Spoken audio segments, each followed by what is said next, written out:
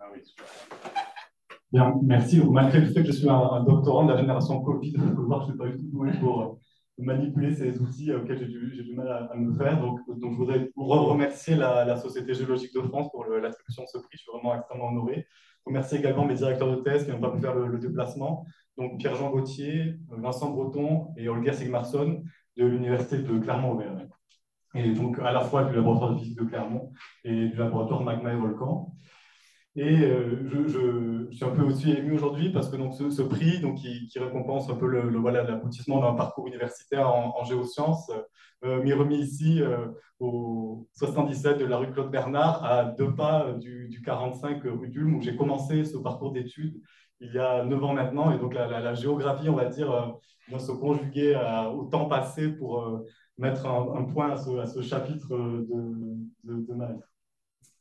Donc, je vais vous présenter mes travaux qui sont soutenus il y a un an, dont mes travaux de thèse, dont le titulé est le suivant: le radon et ses descendants dans les panaches de gaz volcanique, développement instrumentaux, métrologie et apport à la compréhension des processus de dégazage magmatique. Alors,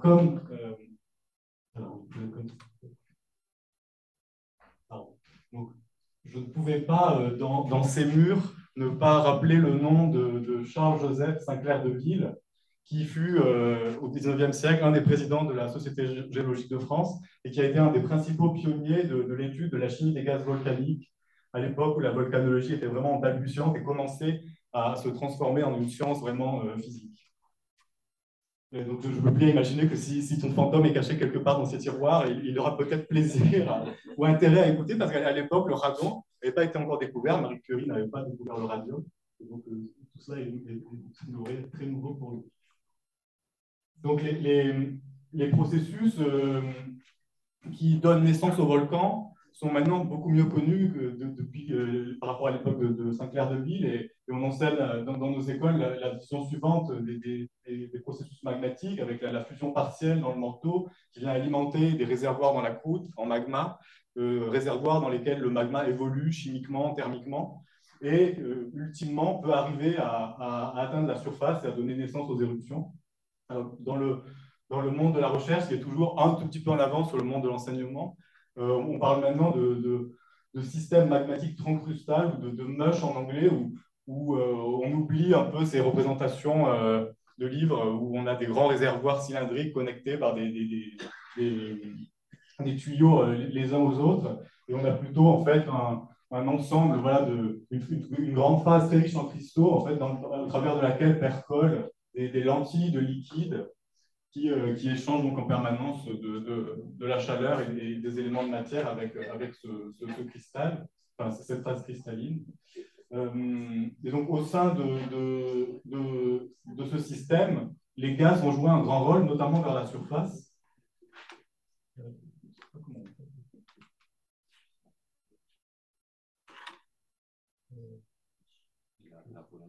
Ah oui, voilà. Ok.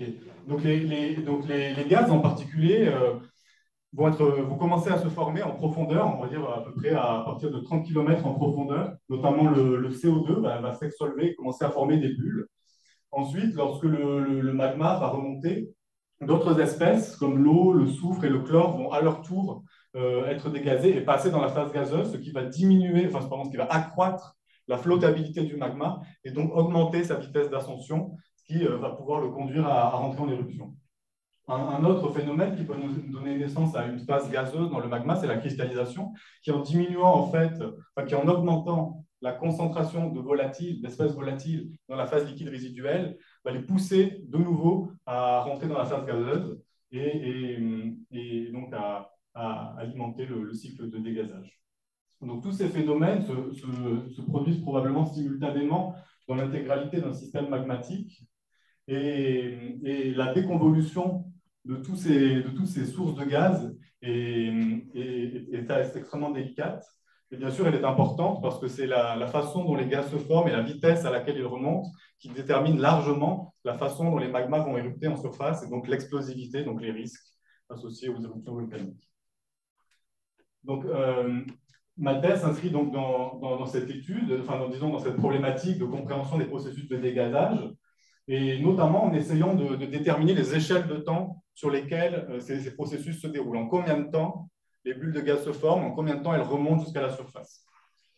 Donc, pour ce faire, la radioactivité naturelle est un allié très précieux. Son utilisation pour ce genre de problématique a été proposée dans les années 70-80 par Gérard Lambert et Marie-Françoise de Cloarec, qui étaient deux scientifiques de la communauté atmosphérique qui s'intéressaient à la base à la radioactivité émise par les volcans pour contraindre en fait le terme source lié au volcan dans l'atmosphère. Et ils se sont rendus compte que c'était également très intéressant pour la volcanologie. Donc, ils se sont mis à étudier cette radioactivité d'un point de vue de l'intérieur du volcan. Et donc, ils se sont dit la chose suivante. Donc, à la fin de la chaîne de décroissance de l'uranium 238, il y a trois éléments, le plomb 210, le bismuth 210 et le polonium 210, qui, en fait, sont des métaux et donc sont relativement volatiles. C'est-à-dire que lorsqu'une phase gazeuse va se former dans le magma, ces éléments vont passer en partie de la phase liquide à la phase gazeuse. Et puisque leurs demi-vies sont relativement brèves, les fractionnements qui vont être créés, c'est-à-dire les différences de concentration entre ces éléments, ne vont pas seulement dépendre des propriétés chimiques des éléments, mais également des échelles de temps, des durées sur lesquelles le dégazage se déroule. Donc, ils ont tout d'abord mis en évidence ce qu'on voit sur ces deux graphiques. Donc, c'est une compilation des mesures de déséquilibre radioactif, hein, c'est-à-dire des rapports entre ces trois éléments, le bismuth 210, le plomb 210, et ici le polonium 210 en fonction du plomb 210. Donc oui, ce que je n'ai pas dit, c'est qu'on s'attend dans un système fermé, hein, où il n'y a pas de dégazage, que ces éléments soient à l'équilibre radioactif, c'est-à-dire que leur concentration soit égale. Donc on voit bien que dans un panache volcanique, le bismuth 210 est beaucoup plus enrichi que le plomb 210. Vous avez des rapports d'activité qui varient entre 1 et 100. Et pour ce qui est du polonium 210, c'est encore plus prononcé. Vous avez des rapports d'activité qui varient entre 5 et 200. Donc le polonium est beaucoup plus volatile que le bismuth, qui lui-même est beaucoup plus volatile que le plomb. Mais ces rapports d'activité ne sont pas constants. Vous voyez leur large gamme de variations, ce qui donc suggère qu'en modélisant ces déséquilibres, on va pouvoir remonter aux échelles de temps des processus de dégazage. C'est donc ce qui a été fait très rapidement après. Ils ont produit le modèle suivant, en fait, dans lequel on a une phase gazeuse qui se forme dans un magma et qui remonte jusqu'à la surface. En gros, le rapport bismuth sur plomb va donner accès au temps de transfert, c'est-à-dire au temps de formation et de remontée des bulles. Pour un temps nul, le rapport qu'on s'attend à mesurer dans le gaz est le rapport en fait, entre les propriétés chimiques des éléments, c'est-à-dire ce qu'on appelle les volatilités respectives des deux éléments plomb et bismuth, et puis plus le temps va passer, plus ce rapport va diminuer par simple décroissance radioactive. Pour le polonium, c'est un peu plus compliqué, puisqu'il se trouve qu'on ne peut pas faire l'hypothèse que dans le réservoir, le polonium est toujours à l'équilibre avec le plomb, étant donné que sa demi-vie est assez longue, 138 jours. Et donc, en fait, pour expliquer les mesures qui sont faites sur les volcans, il faut invoquer dans le réservoir la présence de deux phases, on va dire, ou deux fractions de magma, un magma juvénile qui est riche en polonium et un magma déjà dégazé qui est appauvri en polonium. Et donc, le rapport polonium-plomb mesuré dans le gaz volcanique eh bien, varie en fait, de façon linéaire en fonction de la fraction de magma juvénile dans le réservoir. Alors, ce modèle, il a ensuite été raffiné par Pierre-Jean Gaultier en transformant ce paramètre de fraction de magma juvénile en un paramètre temporel qui est le temps de résidence du magma dans le réservoir de dégazage. Alors, il se trouve que donc, ces modèles ont été utilisés sur de nombreux volcans, mais ont montré leurs limites dans le cas de certaines éruptions, ou disons dans le cas de certaines phases d'activité des volcans, où on avait des activités en plomb 210 trop élevées par rapport à ce que ces modèles laissaient supposer. Et donc j'ai commencé au début de ma thèse à développer un modèle pour pouvoir expliquer ces anomalies. Donc, ce modèle nous amène au radon. Le radon, jusqu'à présent, qui est le précurseur du plomb 210 dans la chaîne de décroissance, n'avait pas été pris en compte dans les modélisations. Et bien sûr, c'est un gaz noble, et par conséquent, sa volatilité est importante, et donc il va aussi rejoindre, comme ses descendants, les bulles de gaz. Et en se désintégrant dans ces bulles de gaz, il va pouvoir donner naissance à une nouvelle fraction de plomb 210, ce qui va donc expliquer l'enrichissement, l'anomalie que l'on avait observée. Donc j'ai mis au point ce modèle, et donc nous nous sommes rendus compte en intégrant toutes les sources d'incertitude, à la fois sur les volatilités respectives des éléments et sur les mesures effectuées dans les panaches, que les interprétations que nous pouvions obtenir à partir de nos modèles n'étaient pas très contraignantes. Vous voyez ici comment le temps de transfert des gaz, donc le temps de remontée des bulles du réservoir jusqu'à la surface, et le temps de résidence du magma, c'est-à-dire le temps de séjour du magma dans la zone du volcan où le magma dégage. Et vous voyez que les enveloppes de solutions possibles sont extrêmement, l'enveloppe est extrêmement étendue. On peut expliquer les résultats à la fois avec des temps de transfert très élevés et des temps de résidence tout petits, donc des chambres très petites, ou inversement avec des temps de transfert très courts, mais des chambres très larges. Donc ça nous laissait un peu, bien sûr, sur notre fin. Et donc, le second objectif de ma thèse a été de contraindre précisément la teneur en radon dans le panache pour pouvoir apporter une contrainte, une observation supplémentaire et mieux affiner nos modèles. Donc, ah oui, alors avant ça, je voudrais vous parler rapidement d'une étude, d'une première étude qui a été menée pour mieux comprendre la volatilité du radon.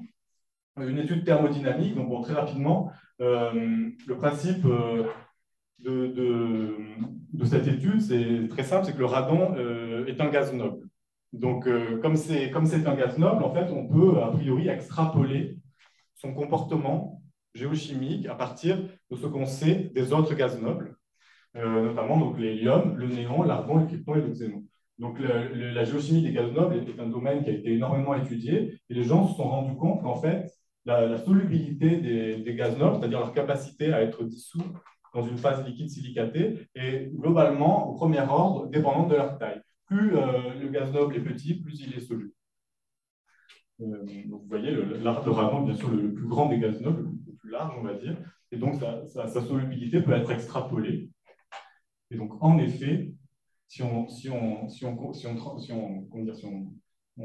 applique ces modèles de solubilité, on confirme bien que le radon est tout à fait volatile dans un magma et qu'à plus de 95% va passer dans la phase gazeuse à condition que la vésicularité soit relativement importante, mais c'est généralement le cas. Donc ensuite,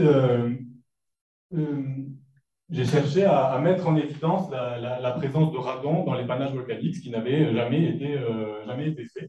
Vous avez ici une photo des cratères sommitaux de l'Etna qui a été prise depuis un hélicoptère en 2018 et que je vous montre pour vous montrer la difficulté que cela représente, parce que sur un volcan, il n'y a pas qu'une seule source de gaz, il n'y a pas que le panache qui provient directement du dégazage du magma, mais il y a aussi de nombreuses fumerolles, par exemple, que vous pouvez voir ici, surtout le pourtour du cratère de la Aconcagua, mais également d'autres cratères qui émettent aussi des gaz. Et donc, arriver dans un univers complexe comme celui-ci à identifier une signature chimique est assez complexe. Donc, pour ce faire, nous avons commencé par mettre en place une expérience de dosimétrie passive. Nous avons installé sur tout le pourtour du cratère des dosimètres passifs qui sont en fait des capteurs totalement passifs, qui ne requièrent aucune alimentation, et qui enregistrent sur plusieurs mois, qui intègrent, qui moyennent sur plusieurs mois l'activité de radon dans l'air. Donc, on en a installé voilà, une cinquantaine et vous pouvez voir ici les résultats. Donc, globalement, donc ce sont des cartes. Hein. Vous avez le cratère central de l'Etna. Donc, c'était le cratère qu'on voyait précédemment sur la photo. Et donc, à gauche, vous avez les activités en radon à 5 cm du sol et à droite, à 1 mètre du sol. Et donc, les couleurs représentent les activités de radon et cette rose ici centrale représente la direction du vent. Alors, on voit qu'au niveau du sol, il y a des zones où il y a plus de radon que dans d'autres. Et ça s'explique bien par le fait qu'il y a aussi une troisième source de radon sur les volcans, c'est le dégazage du sol, le dégazage diffus. qui est particulièrement prononcée dans cette zone du cratère, qui est une zone très fracturée. Mais si on regarde les activités à 1 mètre du sol, on s'aperçoit qu'il y a une claire anomalie de radon alignée, disons, correspondante à la direction principale du vent, ce qui suggère que le panache est relativement concentré, disons qu'il y a une anomalie liée à la présence de gaz magmatique dans cette zone. Donc c'était une première mise en évidence qui nous a incité à poursuivre dans cette voie. Et bien sûr, ce sont des méthodes qui demandent plusieurs mois d'intégration, qui ne sont pas du tout adaptées pour faire de la mesure précise de la géochimie. Et donc, j'ai commencé un autre volet de ma thèse qui a consisté à développer un instrument pour mesurer le radon précisément dans un panache. Alors, le défi auquel on est confronté, c'est que donc, le radon est un isotope qui est vraiment à l'état d'ultra trace, 10 becquerels par mètre cube, ce qui correspond à peu près à une activité atmosphérique basse, classique. C'est à peu près 5 millions d'atomes par mètre cube, ou 1 milliardième de ppb, donc 1 milliardième de billiardième de masse. Et donc, ça rend complètement cet isotope inaccessible par les techniques de spectrométrie de masse habituelles. Alors, peut-être possible d'imaginer, en faisant des développements extrêmement complexes, d'arriver à atteindre de tels niveaux, mais c'est bien sûr pas la façon qui est habituelle pour mesurer le radon. La technique beaucoup plus classique, c'est d'utiliser sa radioactivité, donc un atome de radon ou un atome radioactif plus généralement se désintègre au bout d'un certain temps en émettant une particule, par exemple une particule alpha, qui est très facile à détecter puisque c'est une particule extrêmement énergétique. Et donc, ce qui se fait en général, c'est que donc, on place le radon dans un volume, enfin, on place le gaz dans un volume de détection. Vous avez ici les atomes de radon représentés en vert, et puis on attend que certains atomes de radon, par exemple ceux qui sont en rouge, se désintègrent. Et lorsqu'ils se désintègrent, on les détecte, et donc on les compte. Et donc, comme l'activité, comme la concentration d'un atome radioactif est proportionnelle à son activité, on mesure ainsi la concentration. Alors, le problème, c'est que si on veut appliquer cette méthode classique de mesure du radon par sa radioactivité, on a un problème. Vous avez ici tous les instruments qui sont basés sur ce principe, qui sont classés en fonction de leur taille, disons du volume de la chambre en litres, à une échelle logarithmique, et ici, avec leur temps de réponse, c'est-à-dire le temps qu'il est nécessaire d'attendre pour avoir une mesure d'une précision dans mon cas de 10%. Ce qui est, on va dire, le critère qu'on se fixe pour pouvoir utiliser ces mesures par la suite. Donc, vous voyez que tous les instruments du commerce, notamment, sont soit pas assez sensibles, soit trop gros. Et finalement, la zone qui serait idéale pour nous, parce que même si on ne veut pas rester très longtemps sur la lèvre d'un cratère actif, c'est dangereux, puis ce n'est pas très accessible, donc il faut que l'instrument ne soit pas trop gros. Donc la zone qui nous paraît, enfin, qui est nécessaire, voilà, n'est pas peuplée de capteurs, donc il a fallu en développer un. Donc on a mis au point donc, un instrument qui s'appelle l'instrument Ravioli. Donc Ravioli est un site tout à fait sérieux qui désigne donc la chose suivante: Radon Analysis on Volcanoes with In situ Observations of Short-lived Isotopes. L'idée n'est plus de mesurer directement le radon dans un volume lorsqu'il se désintègre, mais de mesurer les désintégrations de ces descendants de vie courte, qui sont ici le plomb, le polonium 218, le plomb 214, le bismuth 214 et le polonium 214, en les prélevant sur des filtres. Ainsi, on peut mesurer la radioactivité d'un grand volume d'air en disant, la confinant dans un petit volume qui est celui d'un filtre. Donc, on fait ce prélèvement qu'on vient ensuite, voilà le filtre est ici, on vient placer entre deux détecteurs de particules ionisantes. Voilà, je ne rentre pas dans tous ces détails. C'est un instrument qui a été conçu, que j'ai co-conçu avec des personnes du laboratoire de physique de Clermont et qui a été utilisé sur les volcans. Donc, juste deux images. Donc voilà, ça c'est le prélèvement, vous voyez, où on vient prélever dans un filtre l'air et on arrête les descendants du radon. Et puis ensuite, on fait la mesure dans ces valises avec un ordinateur pour contrôler le tout. Donc pour finir, nous avons utilisé, après avoir conçu cet instrument, nous l'avons utilisé sur des volcans, principalement l'Etna, Depuis quelques temps, maintenant, nous allons aussi au Nicaragua, mais ça ne fait pas partie de mes travaux de thèse. Donc, sur l'Etna, nous avons effectué 2 campagnes qui ont été un peu décevantes, mais qui ont révélé une histoire finalement assez intéressante. Donc, vous avez ici les résultats que nous avons obtenus, donc les activités de descendants du radon, le plomb 214 et le bismuth 214, en fonction de l'activité du polonium 210, qui est lui l'isotope dont j'avais parlé avant, qui est relativement classique en volcanologie et qui est un bon traceur de la présence de gaz magmatique dans un échantillon. Et vous pouvez voir qu'en fait, pendant la campagne de 2020, tous nos échantillons se situaient dans la gamme des blancs, aussi bien pour ce qui est des descendants du radon de vie courte, mesurés avec ravioli, que dans la gamme du polonium 210. Et puis, bon, ce qui en fait c'était probablement lié au fait que les cratères à cette époque étaient largement obstrués par l'éruption qui venait d'avoir lieu. Et en 2019, à l'inverse, on a clairement mesuré dans nos échantillons la présence de gaz magmatique, avec une anomalie en polonium 210 marquée, mais toujours pas d'excès en plomb 214 et en bismuth 214. Donc, nous n'avons pas réobservé l'excès que nous avions détecté avec les dosimètres passifs, et nous avons dû nous contenter de pouvoir mettre une estimation, une borne, on va dire une borne maximale à l'excès de radon lié au panache. Et malgré tout, grâce à cette estimation maximale, nous avons pu mieux contraindre les paramètres des modèles sur les réservoirs de dégazage. Donc, vous avez ici le temps de résidence, toujours en fonction du temps de transfert. En bleu, c'est sans prendre en compte cette contrainte sur le radon. Donc, c'était l'enveloppe des solutions, on va dire, avant nos travaux. Et puis, en rouge, ici, l'enveloppe des solutions, après avoir rajouté cette contrainte sur le radon. Donc, vous pouvez voir qu'on réduit considérablement l'empreinte, la taille de l'enveloppe des solutions, notamment pour ce qui est du temps de résidence, qui, en fait, avec cette information supplémentaire, se trouve être contraint en dessous de 500 jours, alors qu'avant, on n'avait pas le contraint.